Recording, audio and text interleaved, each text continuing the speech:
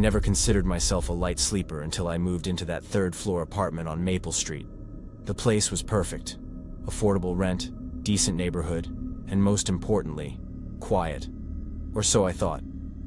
My name is Sarah, and I'm a graduate, student who values her sleep above almost everything else. After years of dorm living and shared spaces, having my own bedroom felt like a luxury. The apartment came furnished with a decent queen-sized bed positioned against the far wall, giving me a clear view of the door and single window. I always preferred sleeping with my back to the wall. Something about having that solid barrier made me feel secure.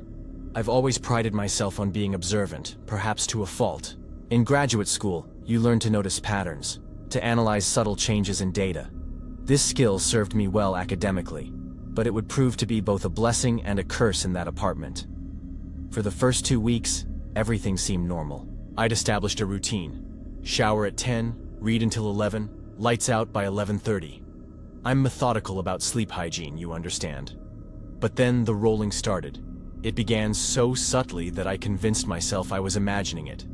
I'd be drifting off when I'd feel the slightest shift in the mattress, as if someone was gently turning over beside me. My eyes would snap open, scanning the empty room bathed in streetlight filtering through thin curtains. Nothing. Always nothing. The logical part of my mind provided reasonable explanations. Old building, settling foundation, maybe the upstairs. Neighbor moving around. I'd bought a cheap mattress after all. Probably just the springs adjusting to my weight distribution. These thoughts would calm me enough to fall back asleep. But the episodes became more frequent. By the third week, the rolling motion was unmistakable. It would start around 2 in the morning, always the same pattern.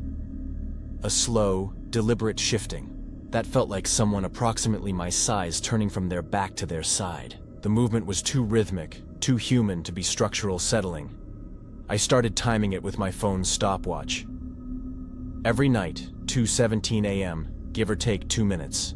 I mentioned it casually to my landlord when he came to fix a leaky faucet. Rolling.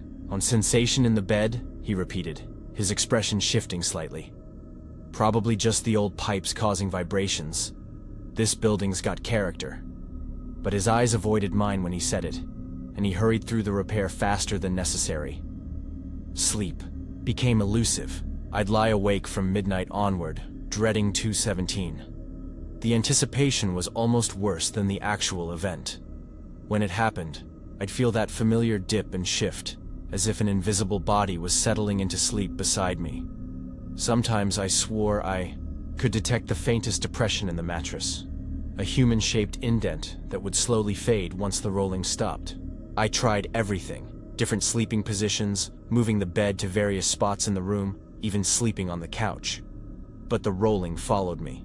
Wherever I positioned myself to sleep, that presence would find me at 2:17, gently adjusting, its position as if trying not to wake me. The breaking point came on a Thursday night. I'd been lying awake, staring at my phone, watching the minutes tick toward 2:17. This time, I was ready. I had my camera app open, determined to document whatever was happening. At exactly 2:16, I held my breath and waited. The rolling came, but it was different, stronger, more deliberate. And then I felt it, the unmistakable sensation of breath on the back of my neck.